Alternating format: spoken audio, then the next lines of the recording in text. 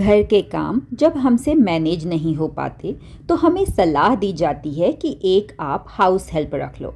Even house help रखने के बाद भी ऐसा लगता है कि काम तो कम हुआ ही नहीं, उल्टा बढ़ गया है। इन सिचुएशन को हम कैसे टैकल करें?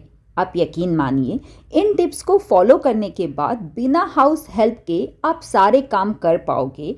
इवन आपके पास एक्स्ट्रा टाइम भी बचेगा जो आप अपनी हॉबीज़ के लिए यूज़ कर सकते हैं।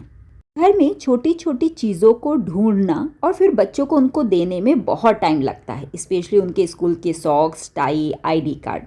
आप एक हैंगर लेके उसमें जो क्लोथ पिन्स आते हैं उनको आप इस तरह से फंसा लीजिए और उन्हीं में चीज़ों को हैंग करके सुखाइए और फिर को एज इट इज़ उठा के अगर आप कबर्ड में रख लेंगे तो अगली बार ना आपको चीज़ें ढूंढना नहीं पड़ेगा और उनको ऑर्गेनाइज करने का टाइम भी सेव होगा। हमारे दिन का बहुत सारा वक्त किचन में ही बीतता है, चाहे वो कुकिंग हो या किचन की क्लीनिंग हो। कई बार ऐसा होता है कि दूसरे काम के चक्कर में खाना लेट हो जाता है, तो खाना लेट बनने का एक प्रेशर कि लेट हो गया और दूसरा ना जल्दी जल्दी में खाने में वो टेस्ट भी नहीं रह जाता। मैं पढ़ाती हूँ, मेरी क्लासेस शाम को 4:30 से शुरू होती हैं, तो मुझे कुकिंग उसके पहले फिनिश करनी होती है। तो जब मैं अपनी दोपहर नैप लेने जाती हूँ अराउंड 2:30 3 o'clock, मैं उस समय ना शाम के खाने की प्रिपरेशन करके सोती हूँ ताकि बस उठ के मुझे छौंक लगाना रहे। इसी समय मुझे चाय भी बनानी होती है, चाय का टाइम होता है। तो अब खाना बनाऊं कि चाय बनाऊं कि अपने ट्यूशन की तैयारी करूं। तो जब पहले से प्लान होता है तो सब्जी में छौंक लगा दिया, पैरेलली मैंने चाय चढ़ा दी, सब्जी में भी जो चीज़ें जैसे प्याज तड़का लगा दिया, फिर पोटैटो मैं बाद में छील लूँगी। तो वो धीरे धीरे पकता रहेगा और मेरा काम भी होता रहेगा। चाय भी पैरेलली मैं उसी समय बनाती जाती हूँ। 2 काम एक साथ हो गए तो बहुत सारा टाइम सेव हो जाता है। मतलब जो फीलिंग वाला टाइम होता है ना कि एक काम चल रहा है, उस समय हम और क्या कर सकते हैं, इस तरह से सोचने से बहुत सारा टाइम बच जाता है। और यही रीज़न है कि 1.5 साल पहले जब मैंने अपना ये वाला चैनल शुरू किया था तो थोड़े दिन, करीबन 1 या 1.5 महीने प्रॉब्लम हुई थी मैनेज करने में। जैसे ही ये मैनेज हो गया, सारा फ्लो में चलने लग गया, मैंने अभी रिसेंटली अपने दूसरे चैनल पे भी काम करना शुरू किया है। कुछ 15 दिन ये हुए हैं। थोड़ा टाइम अभी मैनेज करने में डिफ़िकल्ट हो रहा है, बट आई एम श्योर कि अगले 1 और महीने में वो भी प्रॉपर फ्लो में आ जाएगा। तो जब हम काम करने लग जाते हैं तो टाइम ऑटोमेटिक निकल जाता है। अगर हम इस काम को आउटसोर्स कर देंगे तो फिर हम उसकी इफ़िशेंसी में जाना बंद कर देते हैं। फॉर एग्ज़ाम्पल, जैसे ये बर्तन दूध वाला निकला था, मैंने अपने पिछले ब्लॉग में ये दिखाया था। अब इसी बर्तन में मैं आटा गूँथ लूँगी तो जो उसमें मलाई लगी है वो भी यूज़ हो जाएगी, प्लस जो रोटियां हैं ना वो भी सॉफ्ट बनेगी। साथ में एक बर्तन भी मेरा बच गया मांजने के लिए। अगर मेरे पास हाउस हेल्प होती तो मैं इसको पक्का साइड में कर देती और दूसरा बर्तन भिड़ा देती। और जिस दिन हाउस हेल्प नहीं आती और मुझे बर्तन भिड़ाने की ज़्यादा आदत है, ढेर सारे बर्तन होते, हाउस हेल्प भी नहीं है और मेरा सिर दुखने लग जाता कि बाप रे इतने सारे बर्तन। ना, छोटे छोटे काम जो है ना वो बाद के लिए ना टालें। फॉर एग्जाम्पल, ये डस्टबिन से मैंने डस्टबिन का जो गार्बेज बैग है वो निकाल लिया। अब इसमें बिछाया नहीं था, अभी मुझे कचरा डालना था, अब मैं अटक गई, कचरा भी नहीं डाल पाई। अब पॉलीथीन निकाल रही हूँ उस पर लाइनिंग करने के लिए।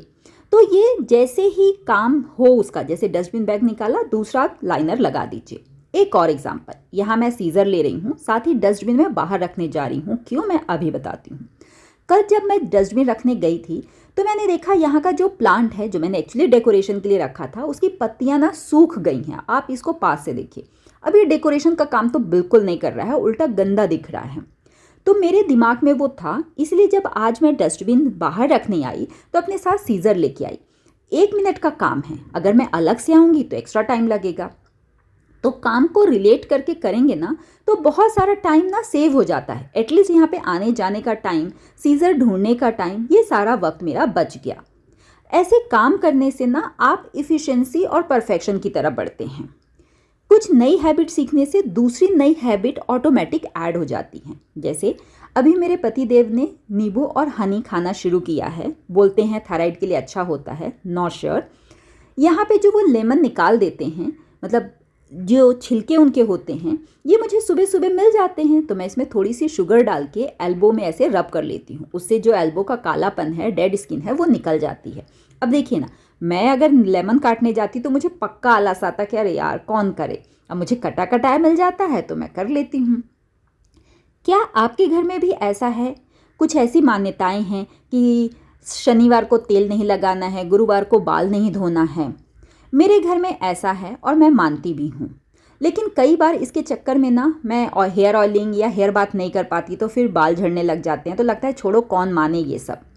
लेकिन अगर कुछ थोड़ा सा भी गलत हो जाता है तो फिर याद आता है, अरे मैंने ये ना फॉलो नहीं किया, शायद ऐसा इसलिए हो गया। एनीवेज, कुछ ऐसा होता है या नहीं वो तो नहीं पता, लेकिन अगर मैं मानती हूँ तो उन चीज़ों को फॉलो करने के लिए भी मैंने आइडियाज़ निकाले हैं। जैसे फॉर एग्जांपल, शुक्रवार के दिन आप हेयर ऑयलिंग कर सकते हैं, हेयर बाथ कर सकते हैं, इवन वेंसडे के दिन। तो मैंने यही डेज फिक्स रखे हैं कि इन्हीं दिन में मुझे हेयर ऑयलिंग और हेयर बाथ करना है। तो क्योंकि डेज फिक्स हैं, तो जैसे ही मैं वॉक करके आती हूँ अपने काम में लग जाती हूँ। अच्छा, यहाँ मेरा एक क्वेश्चन है कि जब मैं हेयर ऑयलिंग करती हूँ तो मेरे ना थोड़े से बाल झड़ते हैं। ऐसा नॉर्मल है क्या कि मेरा स्पेशल केस है? एक्चुअली ना मुझे इन सब चीज़ों से बड़ा डर लगता है कि हेयर फॉल क्यों हो रहा है, कहीं मैं टकली ना हो जाऊँ। खैर, घर में ना क्लटर कैसे फैलता है, अभी देखिए मैंने हेयर ऑयलिंग की, अगर मैं इन चीज़ों को यहीं छोड़ देती तो फिर से मुझे इनको क्लीन करने का टाइम बढ़ जाता। यहाँ पे बाल में थोड़ा सा अभी ऑयल बचा हुआ था, इसको अगर मैं ऐसे ही रख दूंगी तो हो सकता है कहीं स्पिल हो जाए। एक बाउल भी ऐसे ही पड़ा हुआ है, हो सकता है इसमें कुछ कीड़े गिर जाए, मक्खी एक्सेट्रा। तो इसलिए ना मैं छोटी छोटी डब्बी में उनको पैक करके रख दूंगी और इसको ऐसी जगह रखूंगी ताकि अगली बार मुझे याद रहे कि ये ऑयल थोड़ा बचा हुआ है, पहले इसको मुझे यूज़ करना है। तो जहाँ पे मैं अपना नाइट केयर का सामान रखती हूँ, फुट केयर का, वहीं रख दूंगी। यहाँ पे फुट केयर से याद आया कि लास्ट टाइम मैंने आपको एक DIY सॉल्यूशन बताया था फटी एड़ियों के लिए। मैंने इसको अभी 2 बार ही यूज़ किया है और ना काफ़ी ज़्यादा चेंज आ गया है। महीने भर यूज़ करने के बाद एग्जैक्टली क्या रिजल्ट है मैं आपको पक्का दिखाऊंगी। अब मैंने हेयर ऑयलिंग कर लिया है, हेड बाथ के लिए अभी 2 आवर्स कम से कम रुकना है। तो मैं उस समय क्या करूँगी, जो भी मेरे पास पेंडिंग काम है अब वो शुरू करूँगी। हेयर ऑयलिंग में मुझे 5 या 10 मिनट लगे, उतना अपने लिए हेयर मसाज किया तो वैसे भी मतलब थोड़ा सा तो शांति मिली। अब यहाँ पे देखिए आयरनिंग में आते हैं। घर में हर चीज़ के लिए ना हम चीज़ें नई नहीं खरीद सकते। जैसे मैंने देखा है कि बहुत सारे लोगों के यहाँ आयरन स्टैंड होता है जिस पे वो आयरन करते हैं, बट आप ही सोचिए कि लोगों को रहने की जगह नहीं है, घर इतने छोटे हैं, तो नई नई चीज़ें आप कहाँ रखोगे। इसलिए जो मेरे घर की टी टेबल है मैं उसी को as a iron stand use करती हूँ। साथ ही आयरन गर्म है, अगर ऐसे रख दूंगी तो चादर जलने का डर है, तो इसलिए जो किचन का हॉट पॉट स्टैंड होता है वही मैं यूज़ कर लेती हूँ, अलग से ही सिलिकॉन पैड लेने नहीं जाती। आयरन जब थोड़ा थोड़ा गर्म होता है तो पहले जो छोटे कपड़े हैं जैसे कि हैंकीज़ वगैरह वो आयरन कर लेती हूँ, तो जो स्टार्ट की हीट है ना वो भी वेस्ट नहीं होती। जब मेन कपड़े आयरन करने जाती हूँ तो देखिए, अगर आप कपड़ों को ना फोल्ड करके नहीं रखेंगे तो इस तरह से वो सिकुड़े सिकुड़े रहेंगे, फिर उनको ठीक करने में टाइम लगेगा और तब तक आपकी इलेक्ट्रिसिटी जो आयरन गर्म है वो वेस्ट होगा। तो जब भी आप कपड़े तार से निकालें सूखने के बाद, उनको उसी पैटर्न में फोल्ड करें जिस पैटर्न में आप उनको आयरन कर रहे हैं। इससे आपकी इलेक्ट्रिसिटी सेव होगी और टाइम भी सेव होगा, क्योंकि रिंकल्स कम रहेंगे तो आयरन करने में कम टाइम लगेगा। साथ ही अगर आपके पास बहुत सारा टाइम नहीं है, फॉर एग्जांपल आपके पास सिर्फ 15 या 20 मिनट ही है आयरनिंग के लिए, तो आप क्या कीजिए, प्रायोरिटी डिसाइड कीजिए। प्रायोरिटी मतलब स्कूल यूनिफॉर्म तो मस्ट है, वो तो आयरन करना ही पड़ेगा, तो आप पहले उनको कर लीजिए। उसके बाद जो आपको अभी रिसेंट में पहनना है वो आयरन कर लीजिए और बाकी को थोड़ी देर के लिए आप छोड़ भी सकते हैं। इस तरह से आपका इंपॉर्टेंट काम ना पेंडिंग नहीं रहेगा। आयरन करने के बाद अगर आप उसको वहीं छोड़ देंगे तो हो सकता है कि बच्चे आके उसके ऊपर खेल लें या वो गिर जाए, फिर से काम फैल जाए, फिर से काम बढ़ जाए। तो मैं तुरंत ही उनको कपड़ों को सेग्रीगेट कर लेती हूँ, जैसे कि मेरे कपड़े, बच्चे के कपड़े, पार्टी वेयर के कपड़े जो मैंने आयरन किया है यहीं सेग्रीगेशन कर लिया। उसके बाद उठा के इनको इमीडिएट अलमारी में भी रख देती हूँ। यहाँ पे आयरन तो गर्म है, लेकिन जो मैंने एक्सटेंशन यूज़ किया था यहाँ पे, उसको तो मैं फोल्ड करके साइड कर ही सकती हूँ ताकि ये जगह अगेन नीट मिले, मुझे यू टर्न लेके वापस ना आना पड़े इस प्लेस को ऑर्गेनाइज करने के लिए। ये कपड़े जैसे फॉर एग्जांपल सबसे पहले मेरे वाले कपड़े हैं, इनको उठा के मैं ले जाऊँगी, रख दूँगी और फिर अलमारी एक ही बार खोलूँगी। सच बताऊँ, ये छोटी छोटी चीज़ें आप अपने लाइफ में लाइए, बहुत ही हेल्प करते हैं। अब ये कपड़े 3 सेग्रीगेशन में थे, लेकिन मैं इनको लेके एक साथ जाऊंगी। सेग्रीगेट है तो उठा के रखने में बहुत टाइम नहीं लगेगा। यहाँ सबसे पहले मैंने अपनी अलमारी खोली, लास्ट टाइम मैंने इसका ऑर्गेनाइजेशन शेयर किया था, आप देख सकते हैं ये अभी भी वैसी की वैसी है, क्योंकि एक पैटर्न फॉलो करने पे ना बहुत सारा टाइम वेस्ट नहीं होता है। और टाइम के साथ सोचिए, आपकी अलमारी भी नहीं बिगड़ती है।